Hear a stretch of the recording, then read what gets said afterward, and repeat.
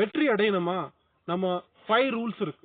அந்த 5 ரூல்ஸ் நீங்க ஃபாலோ பண்ணீங்கன்னா கண்டிப்பா உங்களால வெற்றி அடைய முடியும். நிச்சயமா உங்க குறிக்கோளை நீங்க அடைய முடியும். முதல் rule, define and specify your கோல். உங்களுக்கு முதல்ல என்ன குறிக்கோளை அடைய போறோம்னு உங்களுக்கு தெரியணும். குறிக்கோள் இல்லாம நிறைய பேர் சுத்திட்டு இருக்காங்க. குறிக்கோள் தெரிஞ்சும் அதை எப்படி அடைய போறோன்ற நிறைய பேர் தெரியாம இருக்காங்க.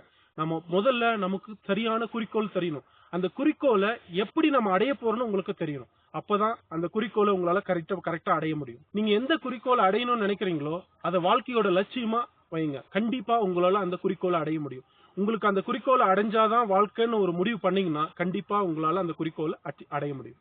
Rule number 2, step by step planning. ஒரு குறிக்கோள் அடையணும்னா நமக்கு ஒரு பிளான் இருக்கும். பிளான் இல்லாத குறிக்கோள் ஆல்வேஸ் பெரிய ஃபெயிலியர்ல தான் போய் முடியும்.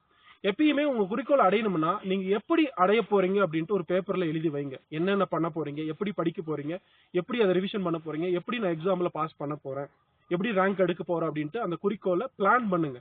Planning is the best step towards the success.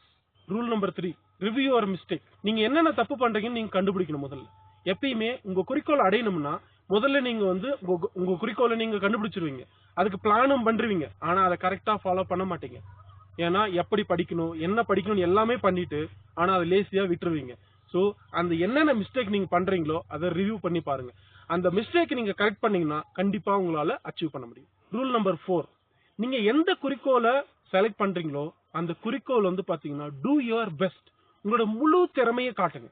உங்களோட முழு திறமையே உங்களோட குறிக்கோளை அடையறதுக்கு உங்களுக்கு ஒரு வெற்றிகரமா இருக்கும்.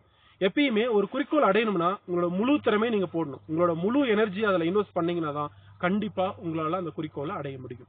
சோ நீங்க ஸ்போர்ட்ஸ்ல இருந்தாலும் சரி, ஒரு காம்படிட்டிவ் எக்ஸாம் பாஸ் பண்ணாலும் சரி, ஒன்ஸ் நீங்க அந்த குறிக்கோளை செலக்ட் பண்ணிட்டு அதுக்கு ஒரு பிளான் பண்ணிட்டு அதுல என்னென்ன மிஸ்டேக் ரினியூ பண்ணிட்டீங்கன்னா லாஸ்ட் கண்டிப்பா நீங்க பாத்தீங்கன்னா two your best. Rule number 5, to not give up.